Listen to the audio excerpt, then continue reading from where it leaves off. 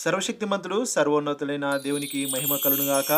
ఈ ఉదయకాల సమయంలో మాటలు నిచ్చిన శ్రోతలందరికీ హృదయపూర్వకమైన వందనములు తెలియజేస్తున్నాం. ప్రియ స్నేహితులారా, మీ అందరి కొరకు మేము ప్రార్థిస్తున్నాం.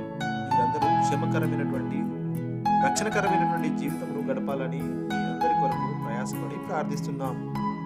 ఈ ఉదయకాల సమయంలో పరిశుద్ధ గ్రంథం నుండి 2వ సమూయేలు 22వ అధ్యాయము 4వ వచనమును చదువుకొని దేవునిని మహిమపరుద్దాం. కీర్తనుడైన యెహోవాకు నేను మొరపెట్టితిని, నా శత్రువుల చేతిలో నుండి ఆయన నన్ను రక్షించెను. ఈ యొక్క వచన విషయమై మనము ఆలోచన చేస్తే, స్తుతికి అర్హుడైన యెహోవాకు నేను మొరపెట్టగా ఆయన నా శత్రువుల నుండి నన్ను రక్షించెను. ఈ వచనము మనకు ఒక గొప్ప సత్యాన్ని గుర్తు చేస్తుంది. దావీదు మహారాజు గారు ఆయన జీవితంలో ఎంతో మంది శత్రువులను, ఎన్నో కష్టములను, ప్రమాదములను చూసినాడు. కానీ దావీదు మహారాజు గారు ఎన్నడూ భయపడలేదు. ఎందుకు అని అంటే, అతడు తన బలంపై కాదు కానీ దేవుని రక్షణపై నమ్మకము ఉంచి ఉన్నాడు.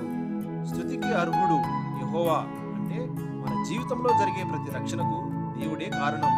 అందుకే ఆయనను ఎల్లప్పుడూ మనము స్తుతించాలి. మొరపెట్టడం అంటే సమస్యలు వచ్చినప్పుడు మనుషుల వద్ద కాకుండా ముందుగా దేవుని వద్దకు వెళ్ళి విచారణ చేయాలి.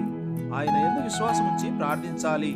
ప్రార్థన మనకు శక్తిని, ధైర్యాన్ని ఇస్తుంది. రక్షణ అంటే దేవుడు కేవలం శారీరక శత్రువుల నుండే కాదు, ఆత్మీయ శత్రువులైనటువంటి అపవాది నుండి ఆయన మనలను విడిపిస్తాడు, రక్షిస్తాడు. కాబట్టి ప్రతి కష్టకాలంలో మనము దేవునిని మొరపెట్టాలి. ఆయనను స్తుతిస్తూ విశ్వాసంతో ప్రార్థిస్తే ఆయన తప్పకుండా మనలను రక్షిస్తాడు. మనకు శత్రువైన అపవాది ఆయన ప్రతి ప్రయత్నం నుండి సర్వశక్తిమంతుడైన దేవుడు మనలను విడిపించి రక్షించునుగాక. God bless you all. Amen.